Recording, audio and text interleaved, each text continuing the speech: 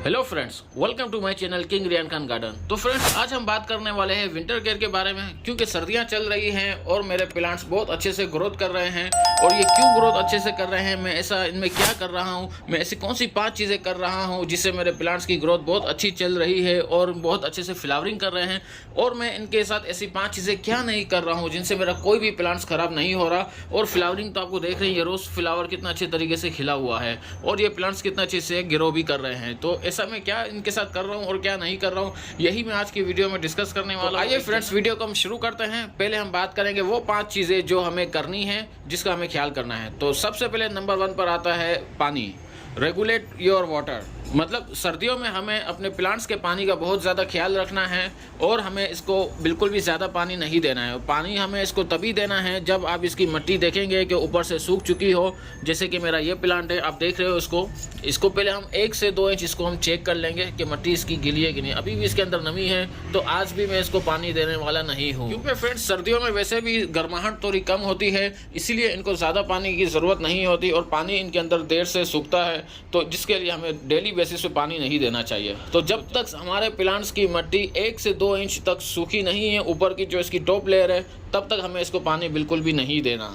अब नंबर 2 पर आता है धूप, सनलाइट। सनलाइट का हमें अपने प्लांट्स का सर्दियों में बहुत ख्याल रखना है, क्योंकि सर्दियों की सनलाइट वैसे भी बहुत ज़्यादा गर्म हीट नहीं होती, तो हमें अपने प्लांट्स को मैक्सिमम सनलाइट की तरफ करना है। ये मेरा बालकनी गार्डन है और मेरी ये जो लोकेशन है, सन यहाँ से निकलता है और सुबह से जब निकलता है दोपहर तक, जब तक ये ऊपर से क्रॉस नहीं होता है, यहाँ पर इसकी सनलाइट रहती है। और इसके अलावा अगर आपके प्लांट्स कुछ घर के अंदर है, इंडोर प्लांट्स है, तो उनको ब्राइट जगह पे रखना बहुत ज़रूरी है। अगर घर में आप अंधेरे में रखोगे तो उनकी ग्रोथ अच्छे तरीके से नहीं हो पाएगी। तो उसके लिए करना क्या होगा कि अपने प्लांट्स को आप बाहर की तरफ ले आए या फिर विंडो की तरफ रख दे, जहाँ पर इसकी ब्राइट लाइट आती हो। तीसरी चीज़ जो मैं कर रहा हूँ यहाँ पे, कि हर संडे मैं अपने प्लांट्स को गुड़ाई कर रहा हूँ। गुड़ाई करने का मकसद ये होता है कि ये देखिए, ये इसको किसी भी टूल की मदद से, अगर आपकी सॉफ्ट मिट्टी है तो अपने हाथ से ही आप इसकी गुड़ाई कर सकते हैं। गुड़ाई करने का मकसद ये होता है कि हमारे प्लांट्स में एयर सिस्टम बना हुआ रहना चाहिए। इसका एक फ़ायदा ये भी है कि अगर आपने ओवर वाटरिंग कर दी है तो नीचे तक इसकी रूट्स को हवा लगती रहेगी, गुड़ाई की वजह से हवा पहुँचती रहेगी, जिससे आपका ओवर वाटरिंग से आपका प्लांट भी ख़राब नहीं होगा। तो वीकली गुड़ाई की आदत बना लें, मैंने जैसे बनाई हुई है। अपने हर संडे को मैं इसकी गुड़ाई करता हूँ, जिसकी वजह से मेरे प्लांट्स बहुत अच्छे से ग्रोथ हो रहे हैं। चौथी चीज़ की मैं बात करता हूँ, सर्दियों में अक्सर फंगस का बहुत प्रॉब्लम रहता है। प्लांट्स में बहुत सारे फंगस, कीड़े वगैरह भी लगते रहते हैं, क्योंकि सर्दियों में अक्सर हम वेजिटेबल्स की जो ना प्लांटिंग करते हैं, फ्लावरिंग भी लगाते हैं सीड से।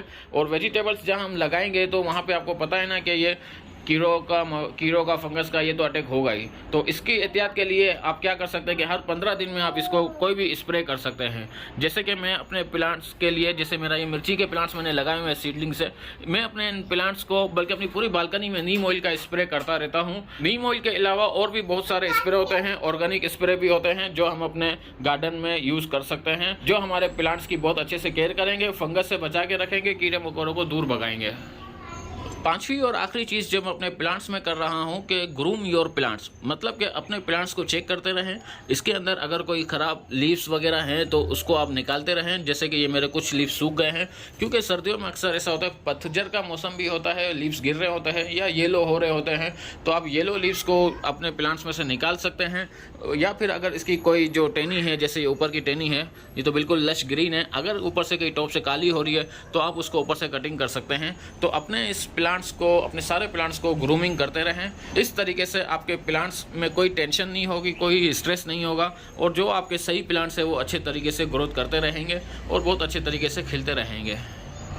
तो फ्रेंड्स, ये तो हुई वो 5 बातें जो मैं कर रहा हूँ जिससे मेरे प्लांट्स बहुत अच्छे तरीके से ग्रोथ कर रहे हैं। अब हम वो बातें करेंगे कि जो हमें अपने प्लांट्स में नहीं करना है, जिससे हमारा कोई भी प्लांट सर्दियों में ख़राब नहीं होगा। तो सबसे नंबर 1 पर इस पर भी आता है पानी।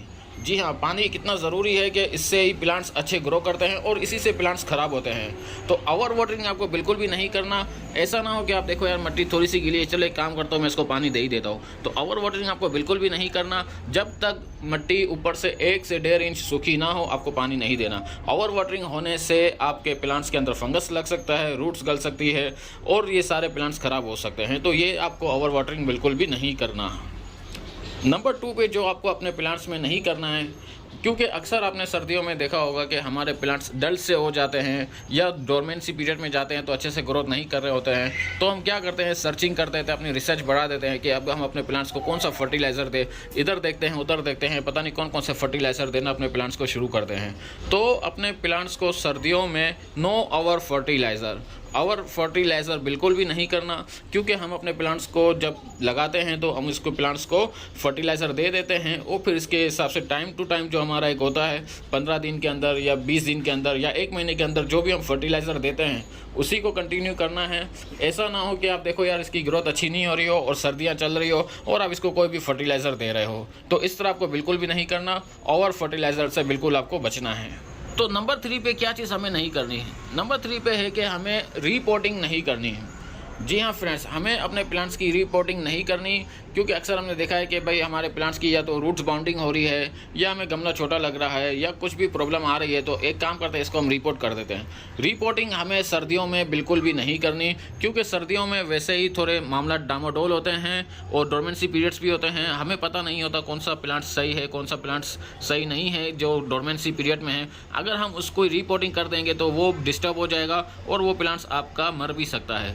तो रिपोर्टिंग तो सर्दियों के अलावा भी हमें कम से कम करनी चाहिए कि जब इसकी बहुत ज़्यादा ज़रूरत आ पड़े तो ही हमें इसकी रिपोर्टिंग करनी चाहिए। इसके अलावा तो रिपोर्टिंग हमें नहीं करनी चाहिए। हमें प्लांट्स को उसके साइज़ के हिसाब से ही लगाना चाहिए, लेकिन सम टाइम उसकी ग्रोथ इतनी अच्छी हो जाती है कि हमें चेंज करना पड़ता है। तो जब ज़रूरत हो तब करना है, सर्दियों में बिल्कुल भी रिपोर्टिंग नहीं करनी है। और नंबर 4 पे हमें जो नहीं करना है वो है हार्ड पोर्निंग। अक्सर हमने देखा होगा कि भाई हमारे प्लांट्स इस तरह से लेंदी हो जाते हैं, इतने लंबे हो जाते हैं कि इसके नीचे से लीव्स नहीं होते और हमारा दिल करता है कि क्यों ना हम अपने प्लांट्स की हार्ड पोर्निंग कर दें। जैसे कि मेरा ये वाला प्लांट्स है, ये देखिए कितना लंबा हो चुका है और नीचे से आपको पूरी डंडी इसकी खाली दिख रही होगी। लेकिन हमें सर्दियों में हार्ड पोर्निंग बिल्कुल भी नहीं करनी। हाँ, कुछ प्लांट्स जो हम वेजिटेबल्स के लगाते हैं, जैसे कि मैंने मिर्ची का प्लांट्स लगाया है, तो हम इन प्लांट्स की पिंचिंग करते हैं ताकि इसकी ब्रांचेस निकले। पिंचिंग कर सकते हैं, सॉफ्ट प्रूनिंग कर सकते हैं। हार्ड प्रूनिंग बिल्कुल भी हमें अपने प्लांट्स की नहीं करनी, वरना वो प्लांट सर्वाइव नहीं कर पाएगा। तो फ्रेंड्स, ये थी इम्पोर्टेंट चीज़ जो मैं अपने बालकनी में कर रहा हूँ। किन चीज़ों को मुझे करना है जिसको मैं रेगुलर बेसिस पे कर रहा हूँ और किन चीज़ों को मुझे नहीं करना, उनसे मैं बिल्कुल अच्छे तरीके से बच रहा हूँ। तो आप लोगों को भी बस यही ख्याल करना चाहिए, जिससे आपके प्लांट्स बहुत अच्छे से ग्रोथ करेंगे। मेरे एक जो फ्लावर है, रोज़ प्लांट का फ्लावर, आप ये देखिए एक ही प्लांट्स में, हालांकि ये बिल्कुल ऐसा लेंदी प्लांट्स था, इसकी जो है ना सिर्फ डंडियाँ थी, लेकिन अब आप देख सकते हैं इसके अंदर एक ही ब्रांच के ऊपर 5-5 कलियाँ लगी हुई है, जिसमें से एक फ्लावर कितना ब्यूटीफुल खिला हुआ है, एक यहाँ पे खिलने वाला है, ये भी खुलने वाला है, यहाँ कली लगी हुई है और एक कली यहाँ पे नीचे लगी हुई है। तो बहुत अच्छी हमारी ग्रोथ चल रही है। हमने वेजिटेबल्स भी लगाए हैं, यहाँ पे लहसुन गार्लिक को भी लगाया है, मिर्ची के प्लांट्स को भी लगाया है, करी पत्ता लगा हुआ है, फ्लावरिंग प्लांट्स है, फ्रूटिंग प्लांट्स है, लेमन का प्लांट्स है, लेमन ट्री है, ऑरेंज के साथ ग्राफ्टेड किया हुआ ट्री है, हैंगिंग बास्केट्स है, इंडोर प्लांट्स है, हर किस्म के प्लांट्स मैंने किए हुए हैं। फ्रूट्स को मैंने सीड से भी लगाया हुआ है। ये सब मैं अपनी बालकनी में करता रहता हूँ और एक्सपेरिमेंट भी करता रहता हूँ, नई नई चीज़ें भी लाता रहता हूँ। तो अगर आप सबको ये इन्फॉर्मेशन अच्छी लगी है तो इसके लिए आप मेरे चैनल को सब्सक्राइब कर दीजिए, बेल आइकन को दबाना बिल्कुल भी मत भूलिएगा। मिलते हैं अपने नेक्स्ट ब्लॉग में, तब तक के लिए बाय बाय, टाटा, शब्बा खैर।